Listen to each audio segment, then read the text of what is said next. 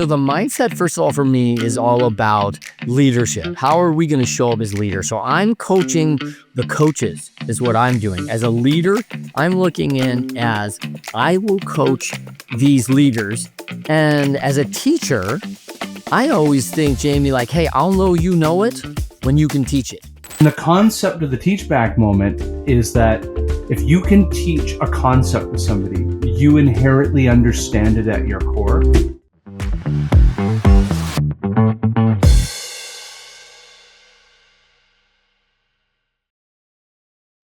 Welcome to Outsource to Profits. I have a fantastic guest here. Trent, do you mind describing who you are, what you do, and how you serve the world? Yeah, hi. My name is Trent Clark, right? I am a three-time World Series coach. I coach a lot of companies into doubling their value very rapidly. I'm an EO member. I've started 14 companies. I have a winning podcast called Winners Find a Way that's top 2% downloaded, and always out giving value to entrepreneurs, leaders, people who are looking for elite level performance.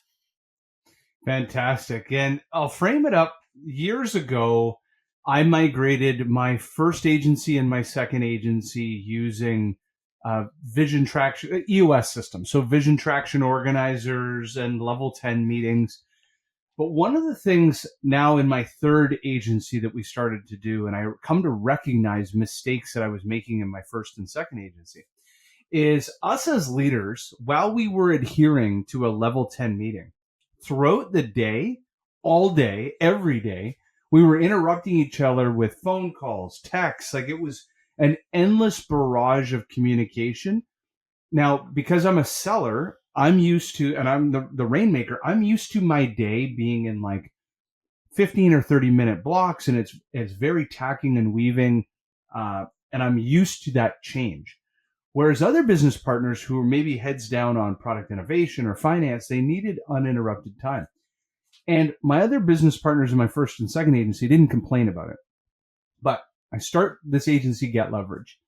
And within the first 6 months, my business partners are like, I can't work with you like this because here's how we're used to working.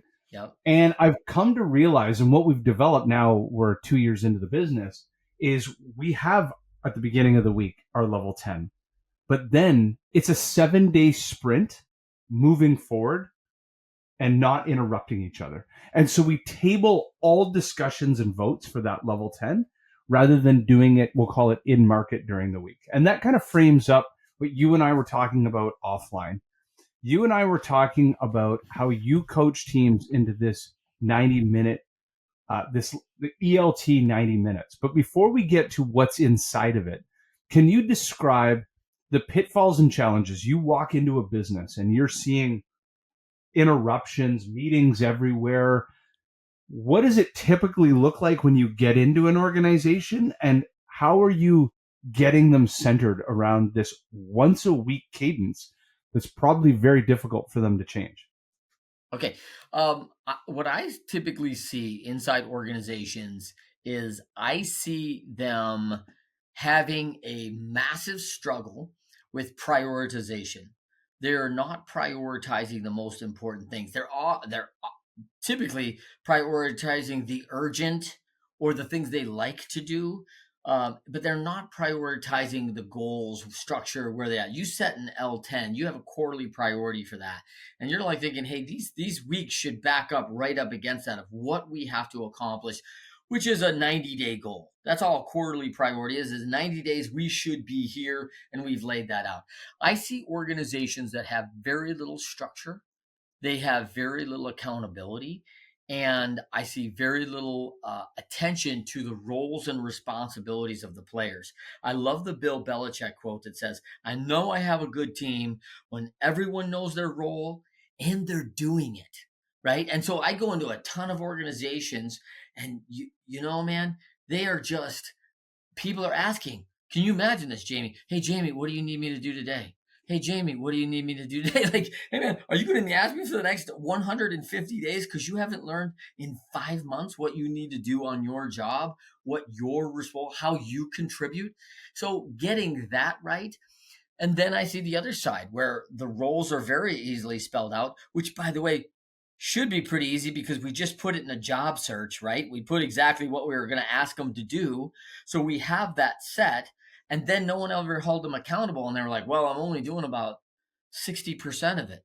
And I'm like, I often ask the questions, hey, if you're making $100,000 for this role and you're only doing 60% of it, is it okay if we pay you 60 grand? Like, no one ever likes that. Like, no, I want the full 100. And great. Then the company wants your full 100 contribution on your roles and responsibilities. And I just think we're missing it because we're that lack of prioritization and focus, and then the accountability to the execution. Okay, so now you've seen that that's the challenge.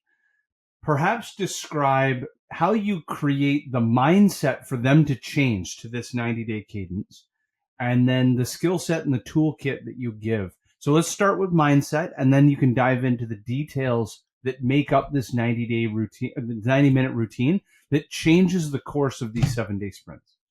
Yeah, so the mindset, first of all, for me is all about leadership. How are we going to show up as leaders? So I'm coaching the coaches, is what I'm doing. As a leader, I'm looking in as I will coach these leaders. And as a teacher, I always think, Jamie, like, hey, I'll know you know it when you can teach it. So we're going to go through our structure and how we're going to interact as a leadership team, how our focus is going to be, what we're going to prioritize, and we're going to document all that. And we're going to put a bunch of KPIs in place for our organization that are the most important measurements. And our focus is going to get on those measurements because what gets measured gets managed, right? So we get back to that, like, this is and I don't do it for people, Jamie. Like, I go into organizations and I'm industry agnostic. It could be shipping, it could be manufacturing, it could be a law firm. This is what your top level talent, your leader said, this is what's important to us. This is what we have to do. And it's often getting that mindset of, hey, here's our current reality and here's our future reality. And I'm like, okay, this is our current reality of we are a $10 million firm and we want to be a $20 million firm in 36 months. Great. Current, future. Now we're going to play this little game of 12 90-day games. And at the end of that, we're going to be at the $20 million mark. And each 90 days, 4 quarters a year, times 3 years, 12 quarters, we're going to have to go 12-0, and we're going to have to win every one of these 90-day games. And this is where the game starts. The game starts on the daily. What are we doing daily? And that takes our mindset into, let's set our week right in this weekly meeting and have this the most valuable time. And then each week we'll hold each other accountable to exactly what we said. And I love something that you brought up. My first agency was a global sales training company. And to certify sellers, what we were doing is we brought in a sales methodology called social selling. And for a seller to become certified, they had to go into the market, they had to execute against social selling, book a meeting, create business opportunities, and then create a 10-minute video teaching back exactly the process that they did, as if the audience and their fellow sellers and their sales leadership were students. And the concept of the teach back moment or method is that if you can teach a concept to somebody, you inherently understand it at your core. That's right. And I love that you said that. So what you're inevitably saying is you're teaching your coaches to teach their team that if you really want to drive adoption in things, they have to also apply the teach back method, which I thought was amazing.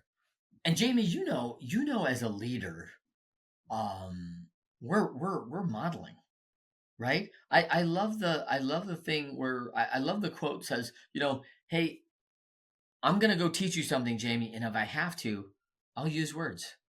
Because I'm going to teach you by showing you, by modeling the behavior. If our leaders are modeling the behavior we want of prioritization, execution, holding the standard, living up to our team values, and always creating that and looking for team members that, and then they're going to take that now down to their next level of tier of upper management, and then the upper management is going to go teach their managers. You can imagine the system as that flows, just like a professional organization of baseball players.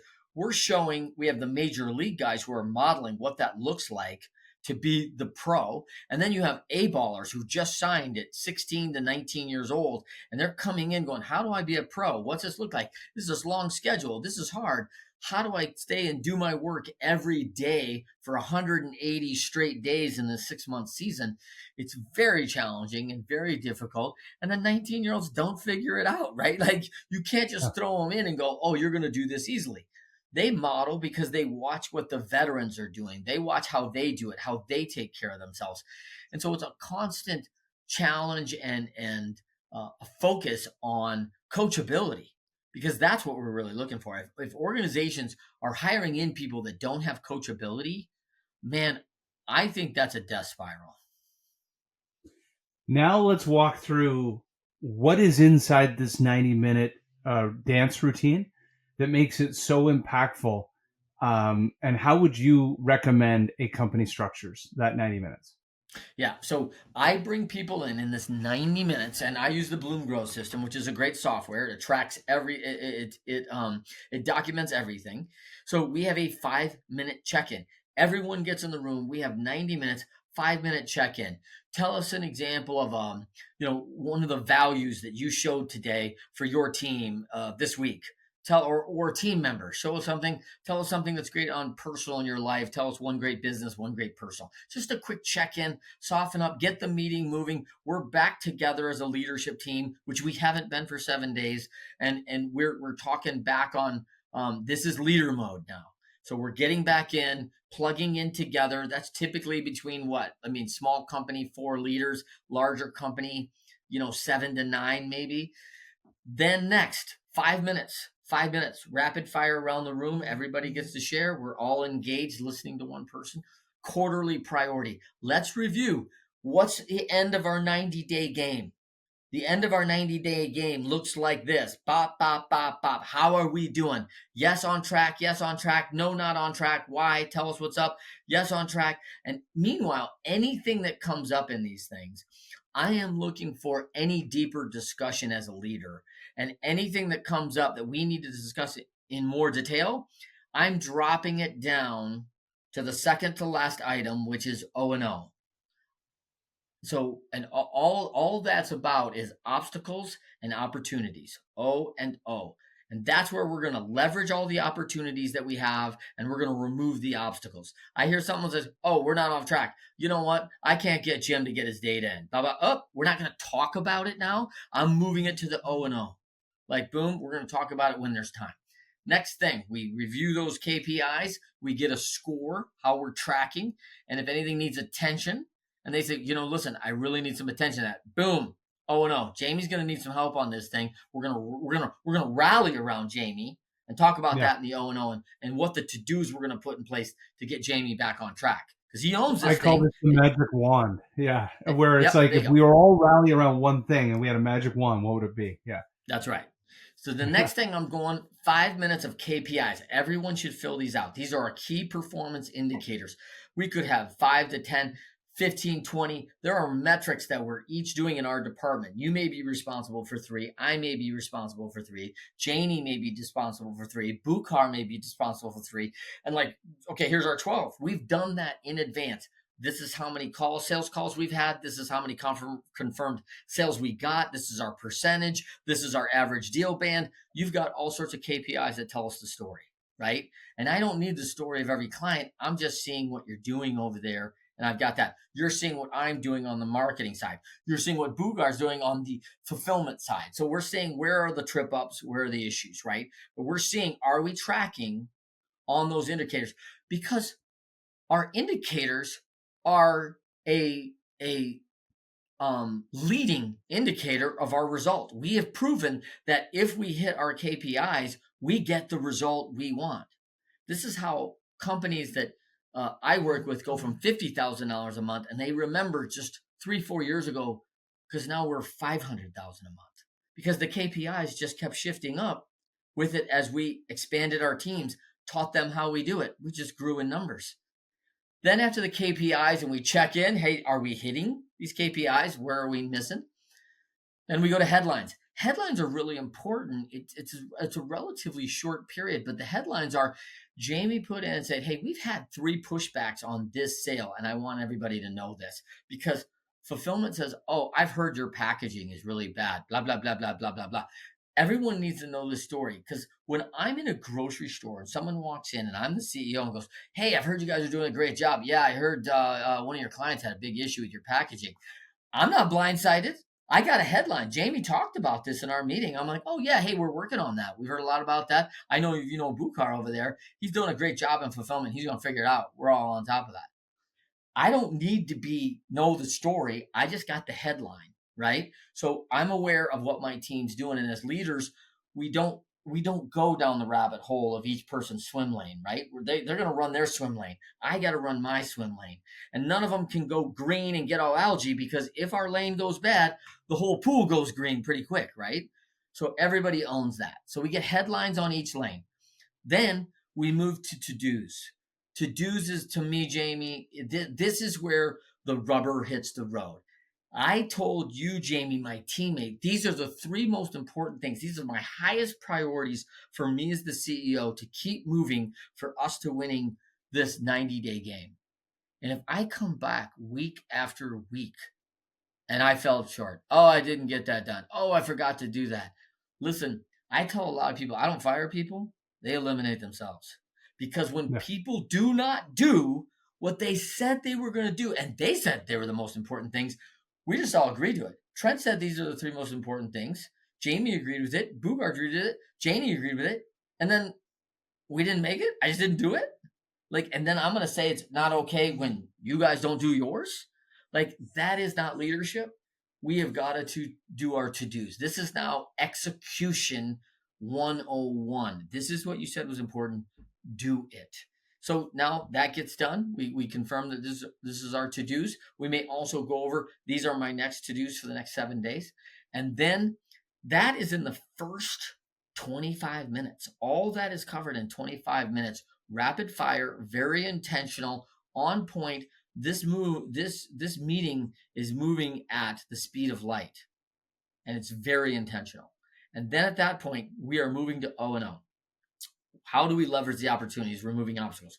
We could have now 10, 12 items, 20 items in there. The first thing I do, I put them all up, and we all take our rating system, because the software will do it for us, and we rate what's the most important things we as a team need to discuss that could prohibit us from winning the 90-day game. What are the most important, highest priority items?